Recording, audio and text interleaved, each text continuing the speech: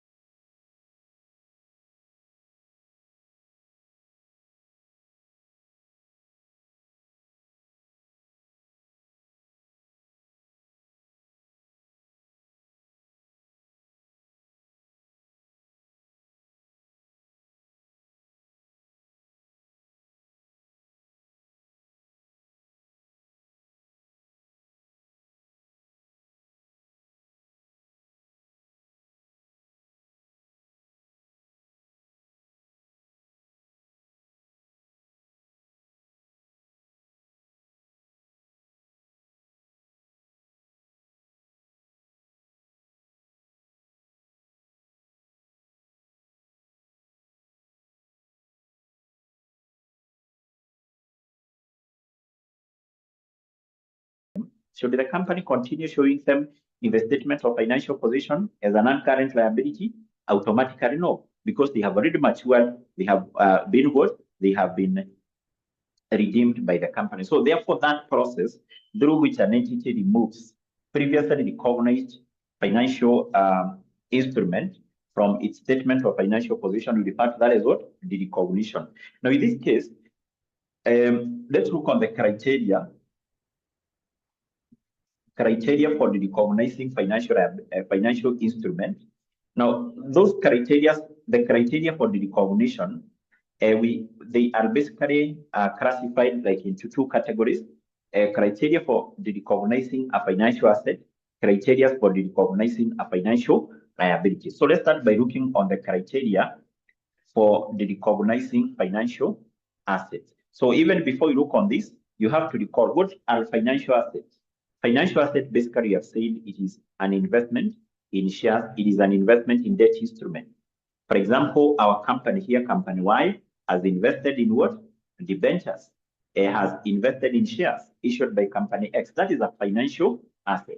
So a question arises: if this company has invested in debentures or shares, when should this company remove those financial assets in its books of account? We have two circumstances when that may happen. One is when the right to receive cash,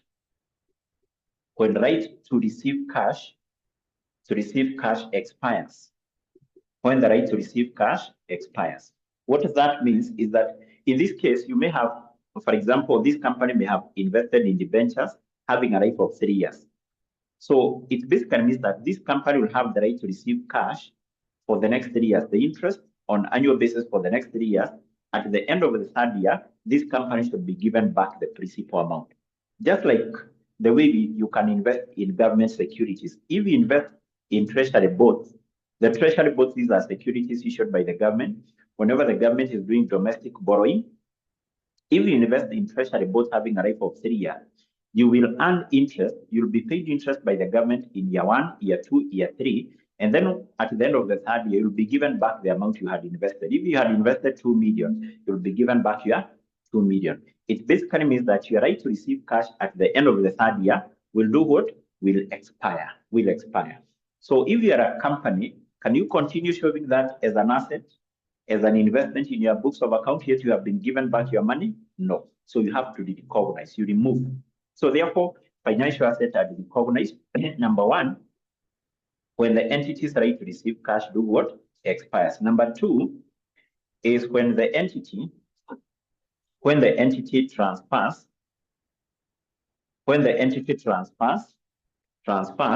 the rewards and also the rewards and risks associated with a financial asset. When the entity transfers the risks and rewards associated with a financial asset. What do you mean by transferring the risk and the reward? This whereby if you have invested in some shares or debentures, we know that any form of investment has some reward. For example, if you invest in debentures, the reward you're entitled to is the interest. Also, anytime you have undertaken an investment, we know any investment has some risk. This is something you have covered from FM. There are some risk associated with any form of what? Investment. So if you transfer the risk and the reward associated with a financial asset, you recognize. To transfer in very simple terms is to sell. To transfer in very simple terms is to do what? To sell.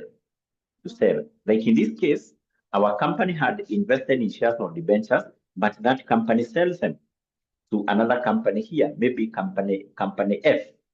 So once that company do that, it sells those shares or debentures. We say this company has transferred the rewards and the risk associated with that investment to this what?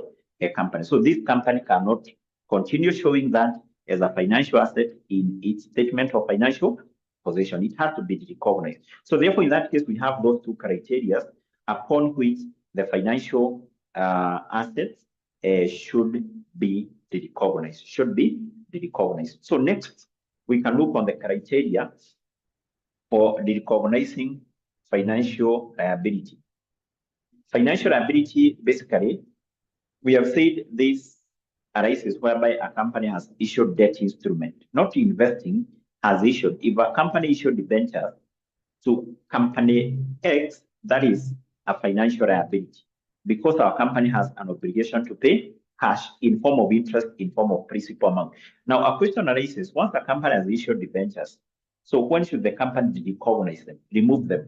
So we have one criteria, and that is when the entity's obligation to pay, when the entity's obligation to pay cash expires. When the entity's obligation to pay cash has expired, has done what? Expired. This company has issued debentures having a life of 3 years. At the end of the 3rd year, the obligation of the company to pay cash will expire because the company will redeem those particular debentures upon maturity. It basically means that once they have been redeemed, should the company continue showing them in the balance sheet as an uncurrent liability? No, they should be recognized. They should be what?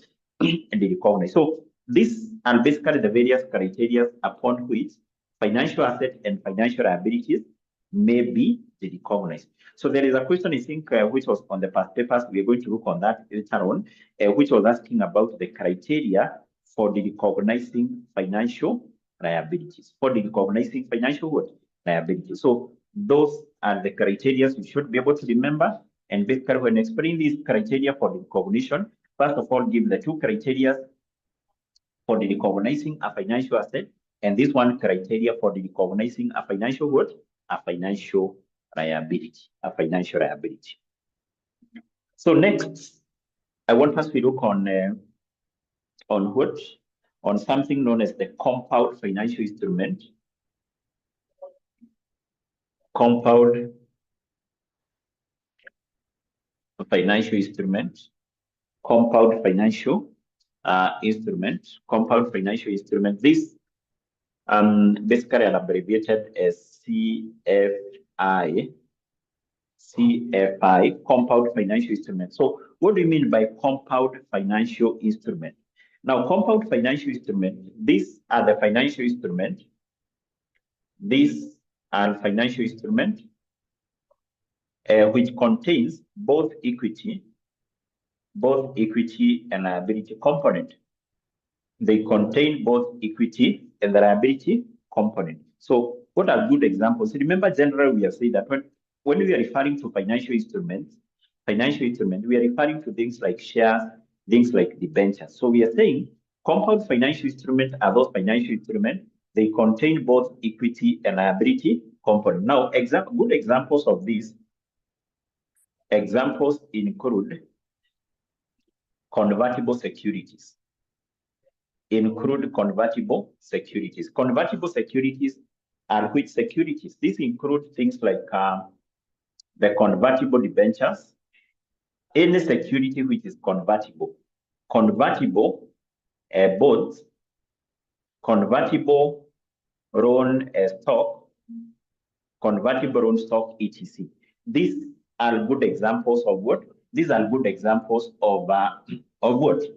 Of convertible securities. Now, why do we say that these convertible securities contain both equity and liability component? Why do we say so? That they have the equity and liability component.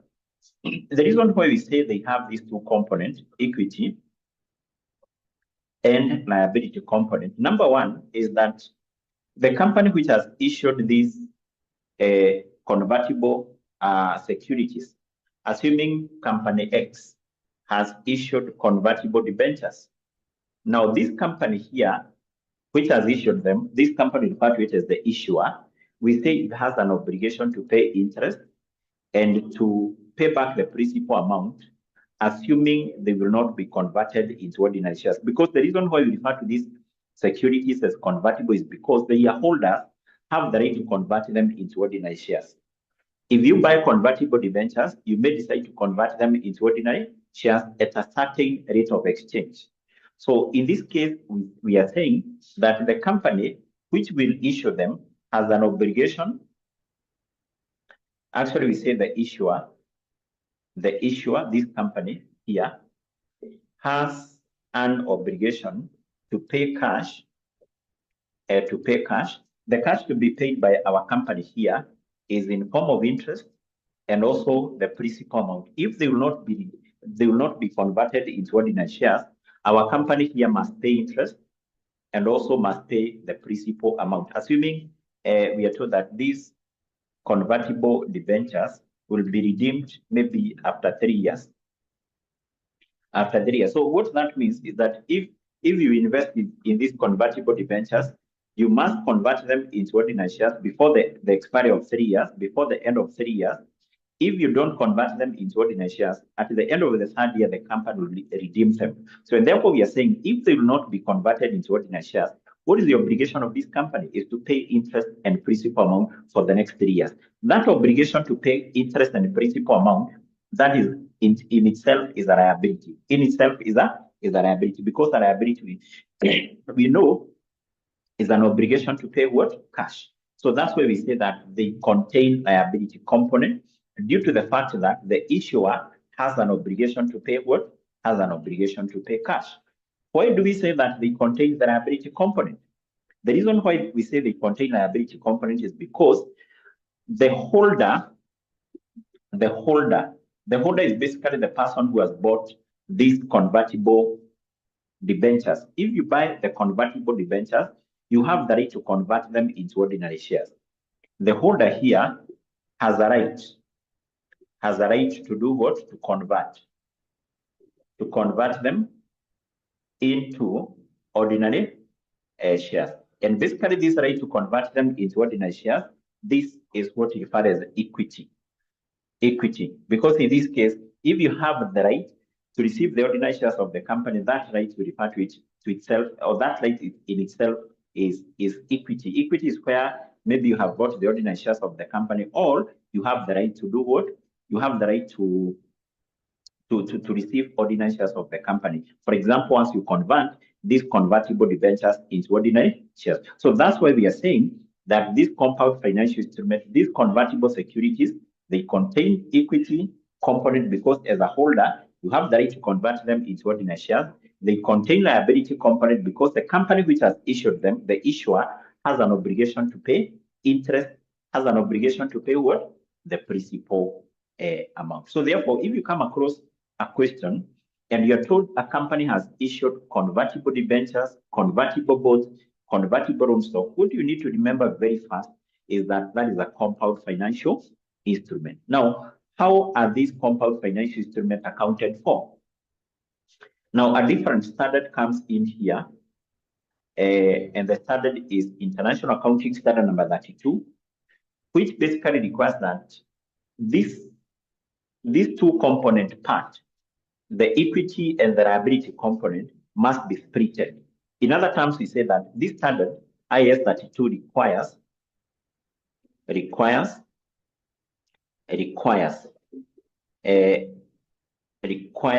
the company to do what? To split the two components. To split the two components. The two components, remember, is the liability and equity component. The two components must be split and accounted for separately. So the company must compute what is the value of the equity component, what is the value of the liability component. So in the process of splitting these two components, we have two steps which are followed. The first step is that the company should compute the liability component. The company should compute the value of the liability component. Now, if you can be able to recall, we have said this liability arises as a result of the company's obligation to pay interest and the principal amount. So, meaning that if, for example, you are told a company issued convertible debentures having a life of 3 years, it basically means that this company in year 1, year 2, year 3 will have to pay interest. And then at the end of year 3, the company will pay back the principal amount. The principal amount is the amount payable on redemption. The amount payable on redemption, the company will have to pay the principal amount at the end of the 3rd year. So therefore, for us to be able to compute this liability component, we are saying, or in terms of how we computing the equity component. Step 2, we compute the equity component. So how do we compute this equity component? equity component. So we take the sales profits, the sales profits. The sales profits, in other terms, is the amount received. The amount received. So when the company issued these convertible debentures, they were issued at an amount of how much? That amount received is the sales profit, or in other terms, it is the amount received. So to this we less the liability component, which we computed here in step 1, which we computed in step number 1, which we computed in step number 1. We computed in step number 1.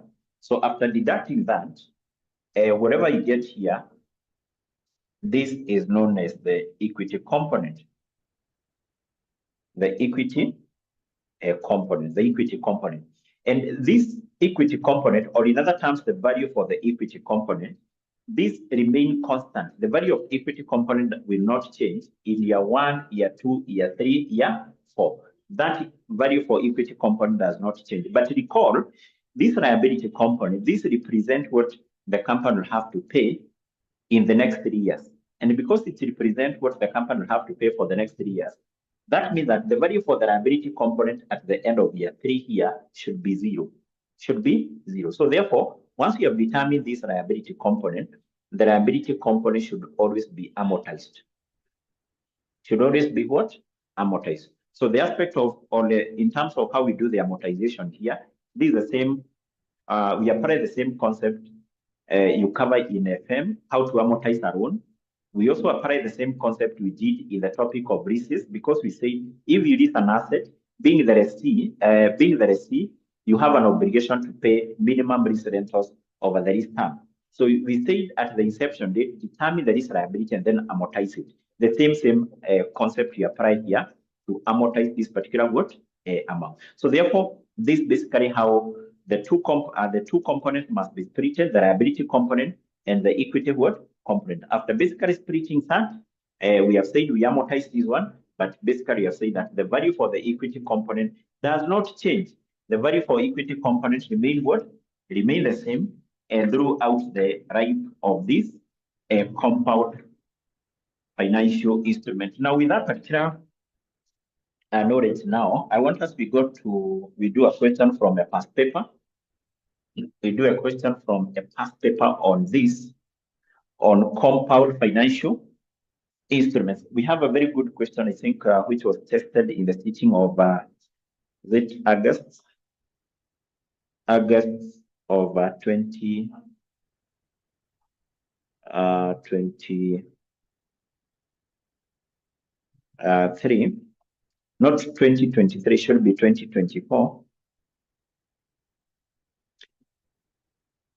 So can you go to the past papers?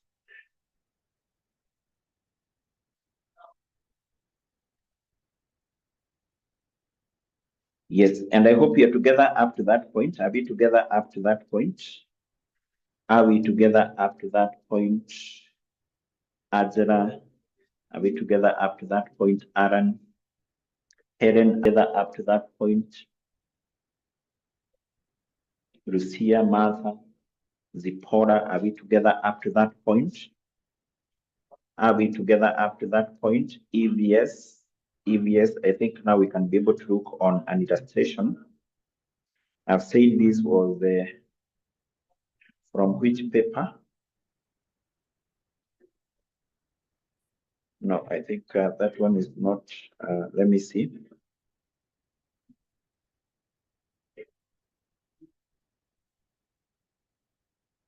August 2024. Yes, it should be April. It should be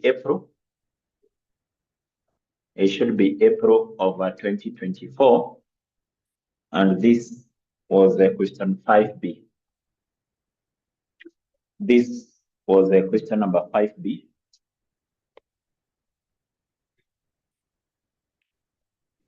Question number 5B. So check out that question.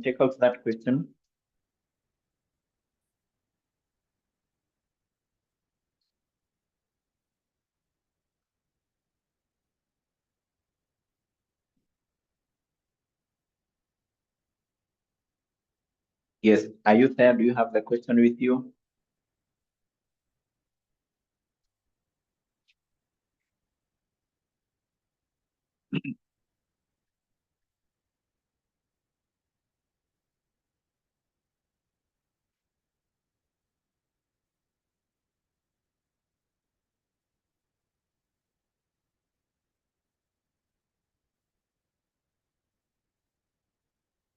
Yes, do you have the question? Do you have the question with you?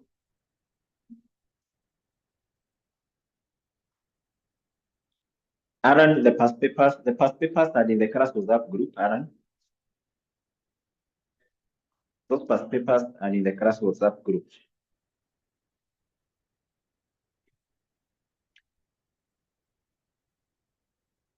Make sure you're in a position to retrieve those papers. You're in a position to retrieve those papers, but let me reshare. Let me share that question very fast.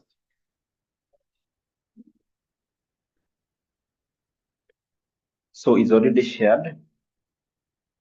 So what are we told here? What are we told? What are we told here? What are we told? What are we told? Okay, so the question is, on 1st December 2020, Zaredo Limited issued 9% convertible loan stock at the par value of shillings 120 million. So you can see what the company issued. The company issued convertible loan stock. Anytime you see the word convertible, what you need to remember very fast is that this is a compound financial instrument. And therefore, on the date of the issue, you will have to split the two components, the equity component and the liability component. So then you're told there were no issue costs. Interest on loan stock is payable in arrears on 30th of November each year. And then you're told the loan stock will be redeemed at par on 1st of December 2024 or may be converted into 180 ordinary shares for every shillings 100 of the loan stock. And then you're told an equivalent loan stock without the conversion option would have been carried at the interest rate of 11%. So what are we required to do here? With suitable calculations, demonstrate the accounting treatment of the above transaction in the financial statements of Zaredo Limited for the year which ended 30th of November 2021, 2022, 2023, 2024. Loud your answers to the nearest thousand of shillings. So the marks allocated there were 8 marks. So even before we answer our question here, we have said that this 9% convertible loan stock, 9% convertible loan stock issued by Zaredo Limited, issued by Zaredo Limited.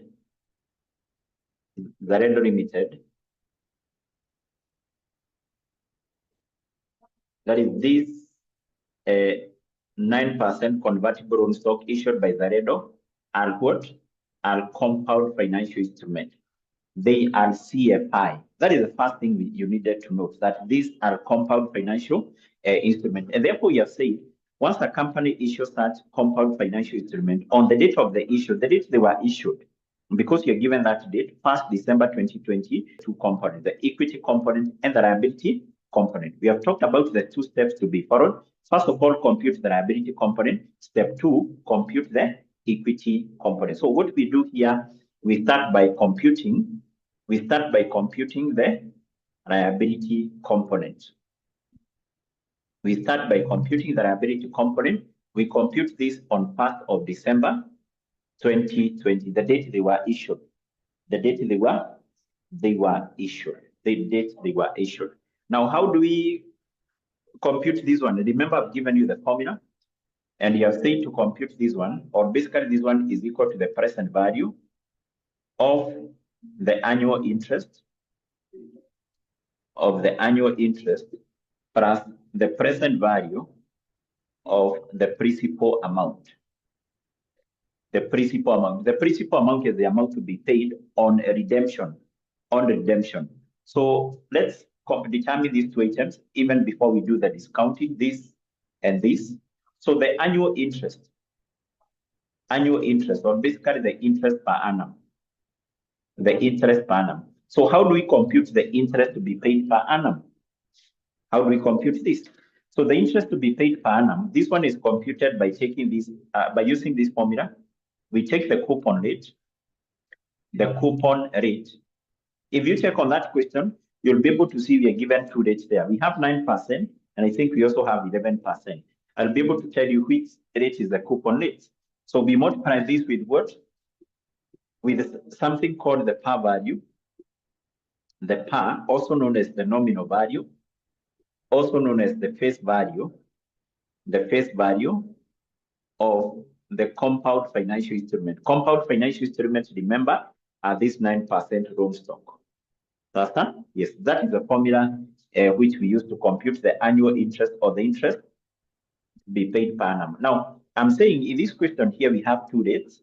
We have this 9%, this one. And then we also, in the last paragraph, we are given 11%. We are given 11%. Which interest is the coupon rate? Which interest is the coupon rate? So if the question is silent, the examiner has not specified which is the coupon rate. The coupon rate is always the rate which is given before the name, of the compound financial instrument. So therefore, this 9% is the coupon rate, the rate given before the name of the CFI. So because the examiner is not specific. So therefore, the coupon interest rate is 9% times the par, nominal, or the face. The examiner can use any of those words, but they mean one and the same thing. Now, if we go back to the first paragraph, can we go back to the first paragraph? We go back to the first paragraph, we are told, on 1st December 2020, Zaredo Limited issued 9% convertible loan stock at par value of 120 million. And you see, at par value is what? 120 million. I've said that par value can also be known as the nominal value, can also be known as the face value. But in our case, is what? Is 120 million. So that will give us interest of how much? How much interest will be paid annually? Reach there. So not rate, but rather the interest to be paid per annum. The interest to be paid per annum. Per annum. Will it be how much? Yes, I'm given here by Aaron an amount of 10 million 800. The interest, which will be paid by our company per annum. So we already have this annual interest. So what about the principal amount? The principal amount, basically I've said this is the amount to be paid on redemption. So when the company is redeeming, or the company will be redeeming this convertible loan stock, how much amount will be paid? So in this case, the principal amount, the amount to be paid on redemption, this one is always equal to the par value. The par value, which is the same with the nominal or the face value, unless told otherwise. Unless told what? Told otherwise. Unless told otherwise. So the amount to be paid on redemption should always be equal to par value. For example, if you invest in government securities, you invest 2 million. So once the government is redeeming, or once those government securities mature, should be given back your principal amount, unless agreed otherwise. The same case here. We are saying the amount to be paid on redemption should always be equal to the par value unless told otherwise. No. So if you go back to this question here, we are given that information. Where do we have that information? We have it in paragraph 2. In paragraph 2, we are told the loan stock will be redeemed at par, on 1st of November 2024. So they will be redeemed at par. I hope you can be able to remember the par value. The par value is this, shillings 120 million. So that is the amount to be paid on what? On redemption. So what we need to do is basically now to discount this. We discount the annual interest for you to be able to understand how we are going to discount this.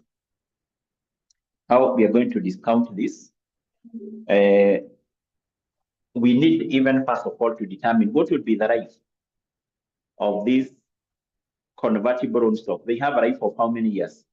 So if we go back to the information we are given in paragraph 1, we are told they were issued on 1st December 2020. That is the date of the issue. When will the redemption take place?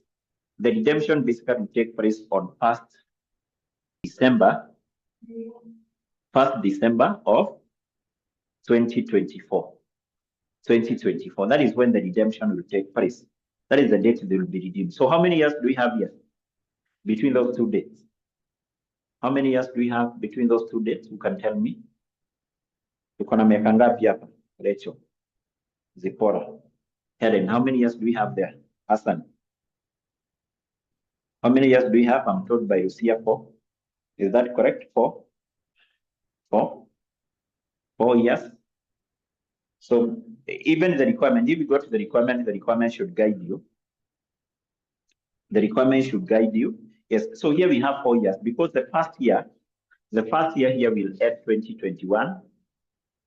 The other year will add 2022. The other year will add 2023. And basically the other year will add 2024. 2024 because they will be redeemed on 1st of December 2024. So we have 4 years. 2021, 2022, 2022, 2023, 2024. 1, 2, 3, 4.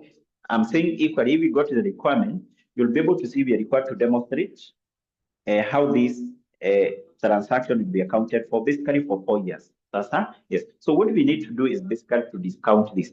And having this, we know that the amount to be paid by our company at the end of year 1 will be the interest, this one. 10.8 will be paid there, 10.8, 10.8. Equally here, the company will pay 10.8. There is also another amount to be paid here. Remember, at the end of year 4, this convertible loan stock will mature. The company will have to redeem them by paying how much? 120 million. So we need to discount all this. This one you can see are annuities. So you may decide to discount them by multiplying that with the present value interest factor of annuity.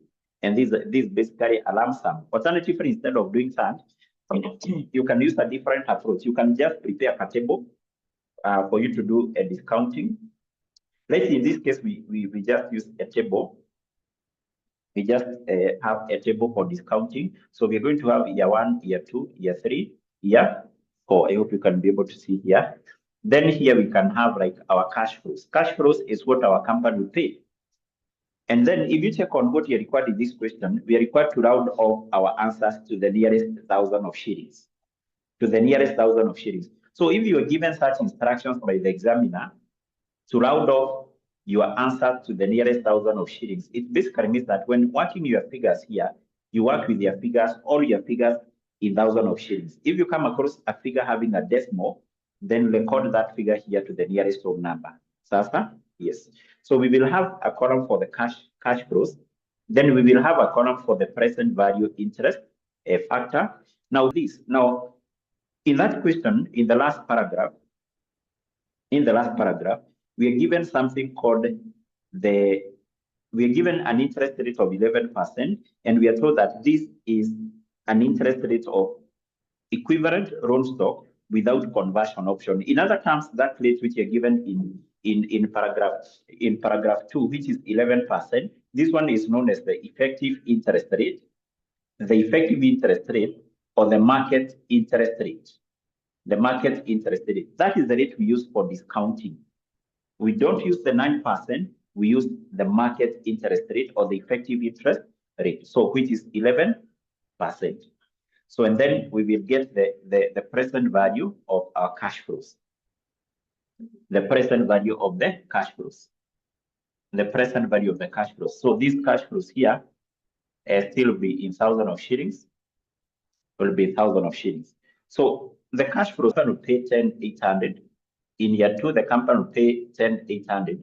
That is, this is the amount to be paid in year 1, year 2, year 3, the same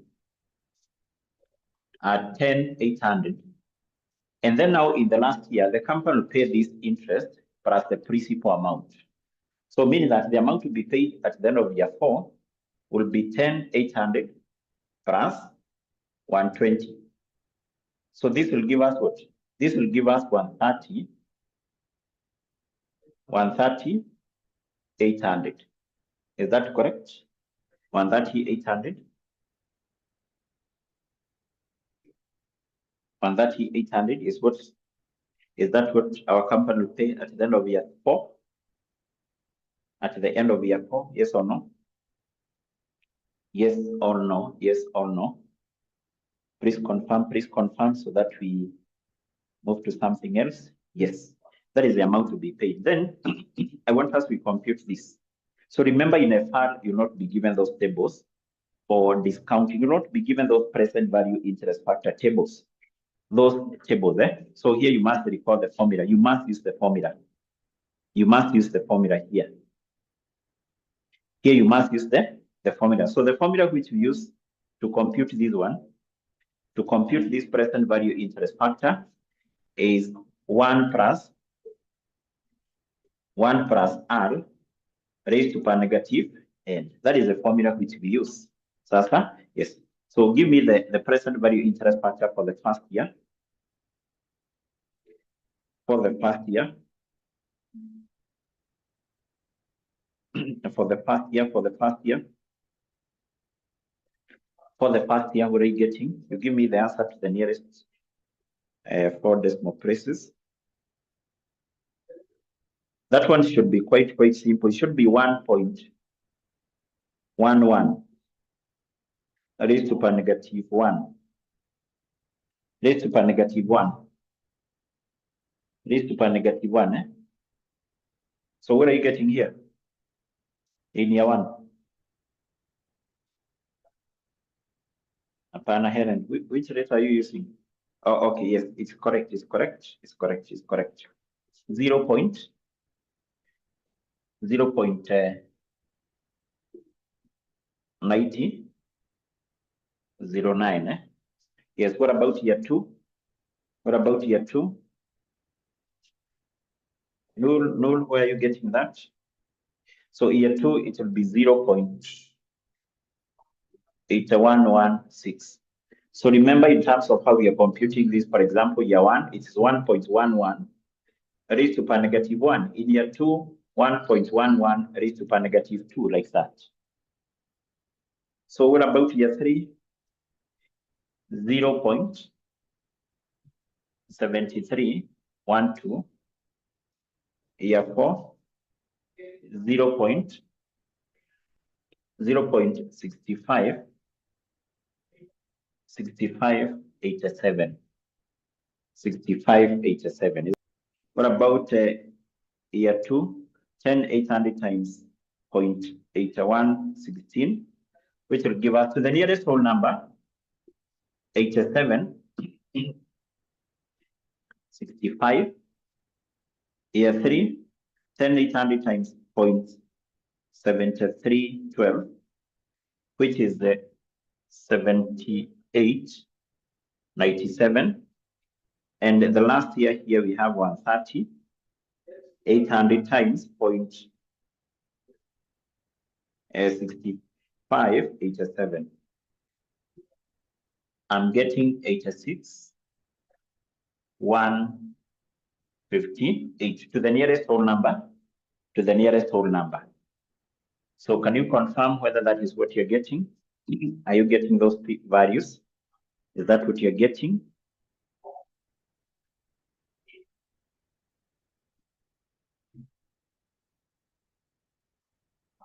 Is that what you're getting?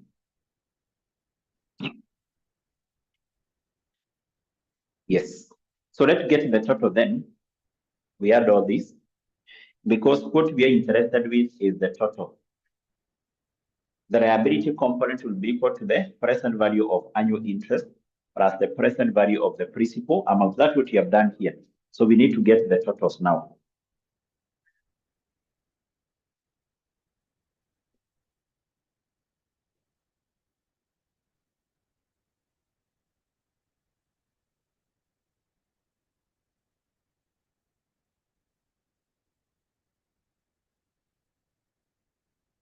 Yes, 112,550. Now, this 112,550, what is this? This is the liability component. The liability component on the date of the issue, on this date. Liability component on 1st December 2020. That is the liability component of this compound financial instrument. Having determined that, we need to move to step number 2. And actually, in step number 2, we have said is to compute the equity component.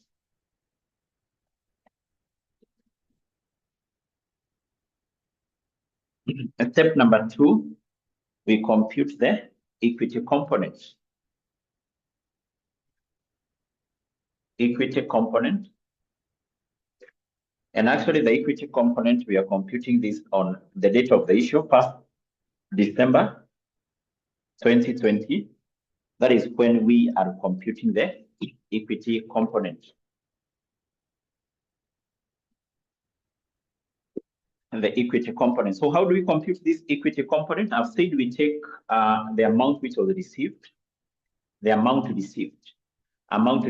Now, if you can be able to recall, we are told that this 9% convertible loan stock, as per the information we have in paragraph 1, they were issued at par value. That's what you're told in first paragraph. On 1st December 2020, Zaredo Limited issued 9% convertible loan stock at par value of shillings 120. And then in the other sentence, we are told there were no issue costs. So meaning that the amount which was received by the company here, was 120 million. Remember, we are working with all our figures in thousands of shillings, was 120 million. But in that case, in the other sentence, we are told there was no issue cost, assuming there was an issue cost. So if there was an issue cost, that issue cost is always paid from this amount. So if there was an issue cost, you come and you list it here, the issue cost, which we don't have. And basically that will give you the net amount received, the net amount which was received. So having this amount received, how do we compute the equity component? We have said we less. To this, we have said we less. And I hope you can be able to remember this. We are basically applying what you have just discussed. How do we compute the equity component? How do we compute the liability component? I've said we follow 2 steps. Step 1 is to compute the liability component. You have already done that. Step 2 is to compute the equity component. How do we compute the equity component? We take the amount we received minus the liability component computed in step 1. That is exactly what we are doing. Minus the liability component, which is 112,550. 112,550. So we get the difference now here. How much is the difference? How much is the difference here?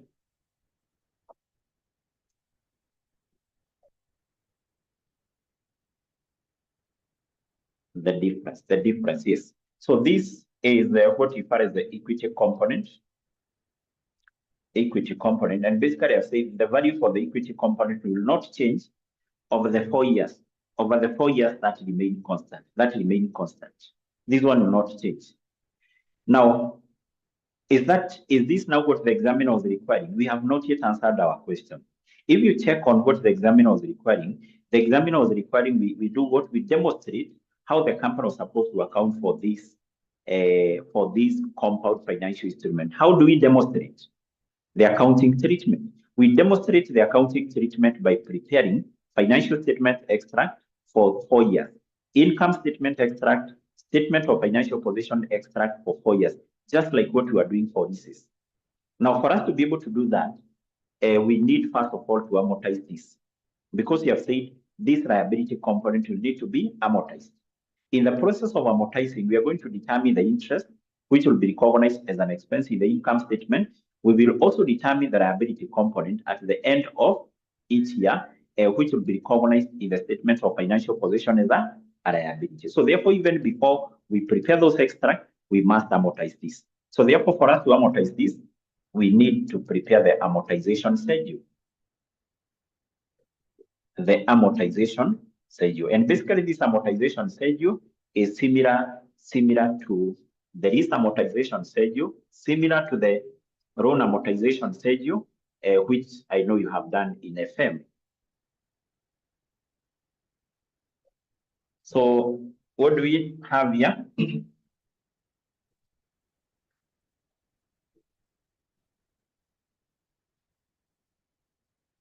So in our lease, not in our lease, but in our amortization schedule, we will have basically various columns, our years. So let's have the specific date when each year was ending.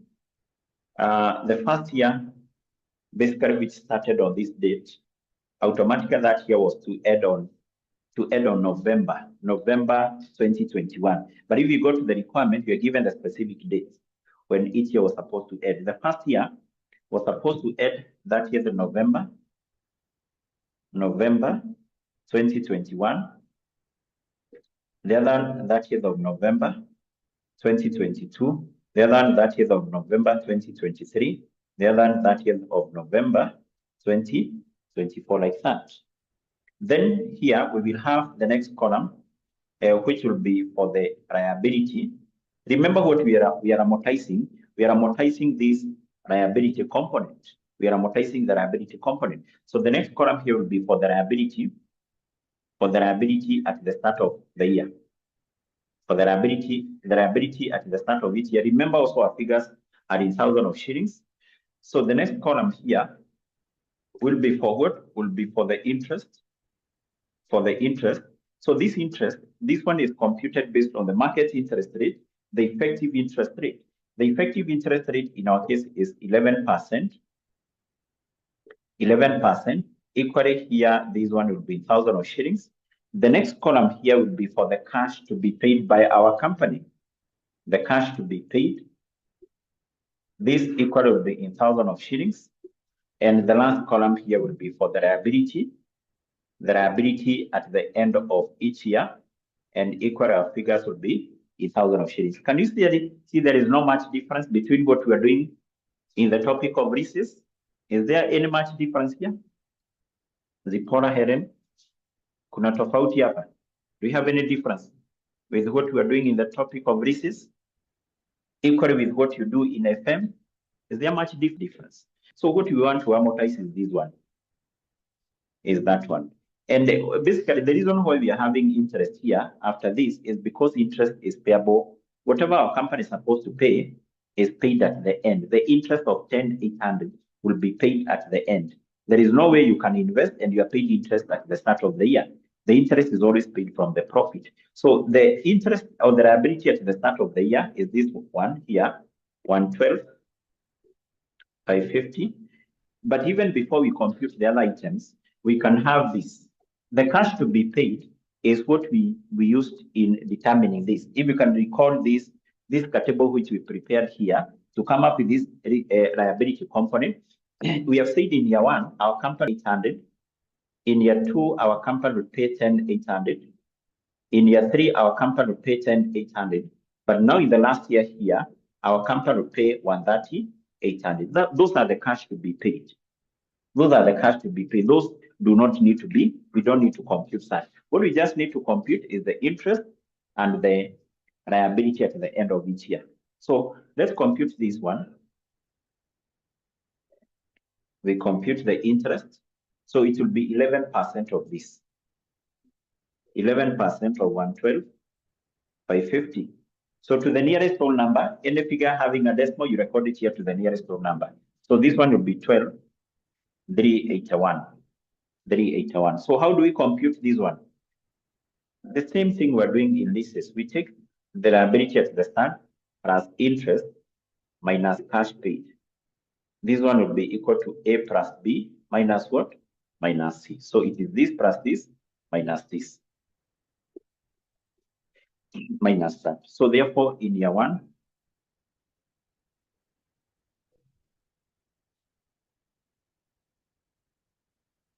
so that will give us what? What are you getting here?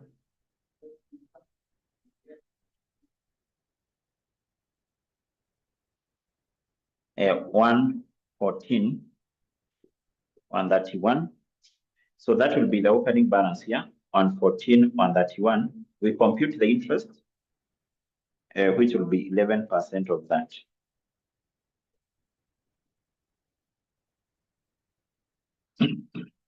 To the nearest whole number, 12,554.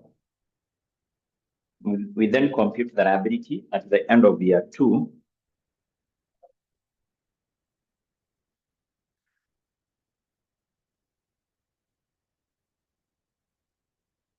$115,885. Is that what you're getting? Please confirm, please confirm. Is that what you're getting? Yes. So the interest for year 3 on 15,885 times 11%, 12,747. Then we compute the liability at the end of that year.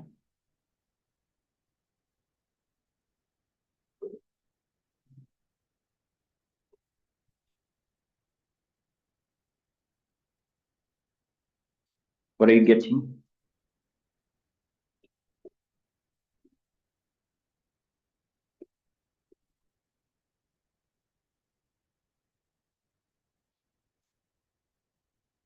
Yes, so that will be the opening balance here.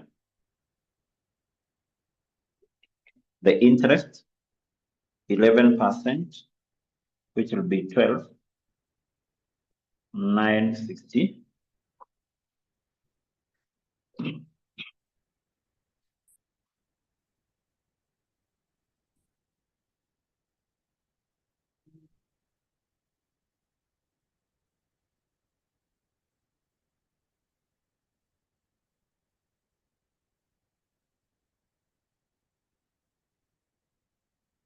Yes, is that what you're getting? Yes. And then here we should basically get 0, but you may not necessarily get 0 because of rounding off. But basically, the figure you get here should be insignificant. But it should be 0. It should be 0. It should be 0.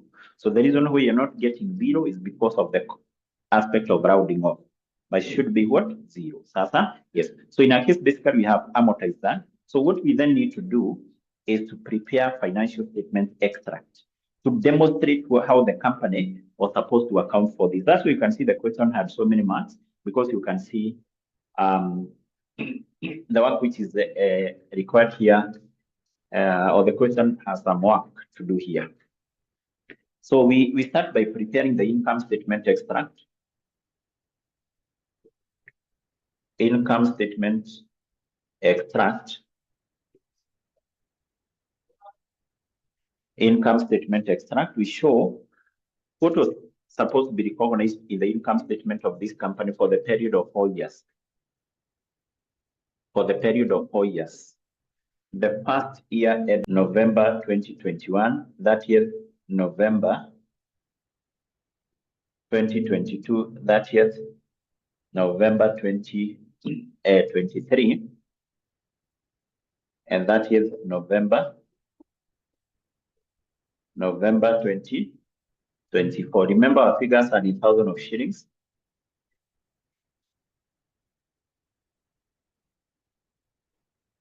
Are in thousands of shillings like that.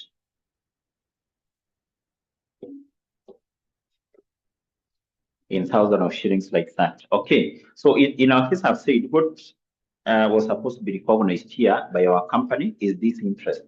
This interest will be recognized here as an expense. Specifically, we said any form of interest, be it the interest on leases, be it the interest on these compound financial instruments, that one should be recognized here as part of the finance cost. As part of the finance cost. The finance cost for the first year is what we have here, 12,381. We have 12,554. We have 12,747. And the last year is 12,962. 962. So this is what our company was supposed to recognize. In the income what? In the income statement. In the income statement there. In the income statement. What about the statement of financial position. The statement of financial position.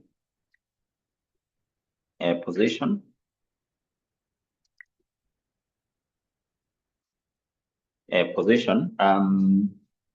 Remember, our company here in the statement of financial position basically recognize two items.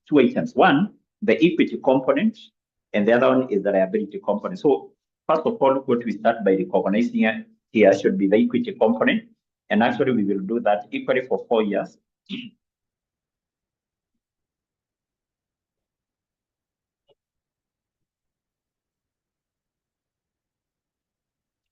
That is of October 2024. Also remember our figures are in thousands of shillings.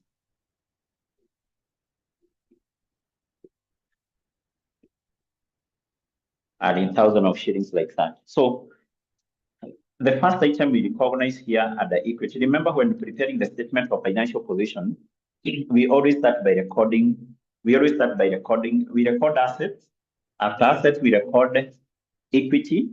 After equity, we record liabilities. Do we have any component of asset to be recognized here as far as these compound financial instruments are concerned? No. But we have a component of equity. We record the component of equity, then we record the component of liability. So at the equity, what the company was supposed to recognize is something called the equity component of the convertible loan note. Make sure you write that in full. Equity component of the 9% convertible loan notes. And this is the figure which we computed. Was it 70 what? The equity component was how much? It was 70 something, 70? How much was the value for the equity component? 74.50. 74.50. If you can be able to recall, you have said this value remains constant. It will not change. This remains constant. It remains constant. This one does not change. Does not change. Then from there, we add the liabilities. And in this case here, don't specify whether this is non-current or current, because essentially, if you can be able to recall what we are doing in leases, we were splitting this liability into non-current and current. So in this case, we can do the same, but this standard does not require the company to split this liability into non-current and current. We just write is the liability. Part of it is non-current, which is current. So under the liabilities, the company will have something called the liability component. The liability component of the convertible loan notes. The liability component. The liability component, which will be recorded in the statement of financial position, is what we have here from the amortization schedule. In year 1, it is this one. It is this one. How much is it? 114, 131, this one. Year 2 is this one, 115, 885. Year 3, 117, 832. And year 4, sorry, it will be what? It will be 0. It will be 0 like that. It will be 0 like that. So this essentially what was required as far as that question is concerned. What we have been able to do here is to demonstrate how our company was supposed to account for that compound financial instrument. So the marks allocated were allocated for doing this. In this case, what we have done, basically we have demonstrated the accounting aspect, or basically how the company was supposed to do what? To account for those compound financial instruments, both in the income statement and in the statement of financial position. You can see that question, the reason why the examiner had given those marks is because there is some work which was involved there. There was some work which was involved there. The marks allocated there were 8. So you can see these particular questions, including the other topic we did for leases. It's very simple, but you have now to understand that concept. Once you understand the concept, it becomes very simple. But if you don't understand the concept, it becomes a challenge even to prepare this particular financial statement, etc. So what I'll do, there is still another similar question I'll be able to share with you from the paper for advanced financial reporting, a similar one, because still this is also another topic you'll be able to do in AFR, but maybe with the additional concept. I'll be able to share another question with you from AFR, which you're going to use as your, or basically which you'll do as your assignment. Yes. I don't know whether you have understood what you have done here. Have you understood what you have done here? Have you understood what you have done here? Yes or no? Have you understood what you have done here? Is this concept, is the concept complex? Is this concept complex or it is understandable? Have you understood what you have done here? Have you understood what you have done here? Yes, yes. Okay, so what I'll do, I'll share a similar question on this from the paper for AFR. I expect you to do the same and also you share with me the solution. Sasa? Yes, yes. And for the assignment which I've been giving, I think I've already received, I received an attempt from Helen, I received an attempt from 𝐍𝐿𝐿. Yes, and I also received an attempt from who? Who else shared the answer? I think I also received an answer from somebody else here. I received the answer from Helen. Who else shared the solution? I think somebody else. I can't remember the name. So make sure that once I give this particular assignment, because it's for your, to help you to assess yourself whether you understood what we covered in class, make sure you attempt those particular assignments and then share the solution with the Morimu so that I can be able to guide you where you may be wrong. Where you may be wrong. Sasa, yes, I'll be able to share with you the other question from the paper for AFR. In fact, I think that is what I could I needed to do.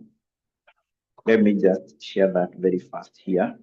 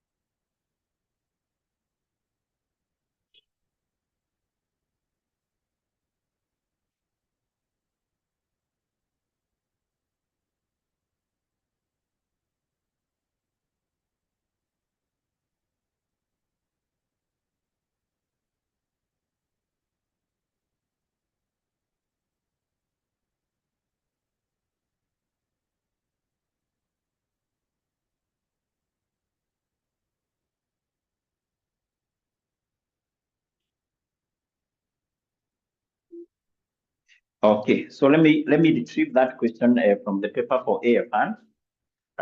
Then I'll be able to share with you that question in the class WhatsApp group. So I've said is a question from AFR. I'll be able to share that with you. It's basically for a company which is called 𝐼𝐍𝐻 Limited.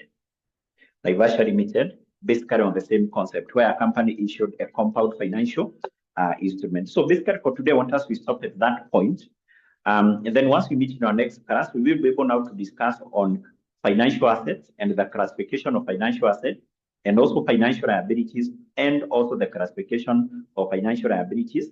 And then from there, we will also be able to do a number of questions from the past papers equally on financial assets and financial liabilities. So therefore, for today, unless maybe there is a question, I want us to stop at that point.